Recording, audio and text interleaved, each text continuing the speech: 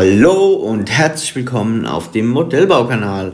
Heute sind wir wieder mal zu Gast bei den Spessart Racern in Walderschaft und schauen uns das Training von Gregor und Franz Lieb an. Sie fahren hier einen RC Tractrail Magirus Deutz Eigenbau, der bereits bei der Westdeutschen Meisterschaft sowie auch Europameisterschaft erfolgreich zum Einsatz kam. Für die Erbauer und Kanalsupporter bitte einen Daumen hoch oder netten Kommentar hinterlassen, wäre schön. Über neue, kostenlose Abonnenten, die sich gerne unsere Videos anschauen, freue ich mich immer sehr. So, aber nun weiter mit dem Video. Viel Spaß!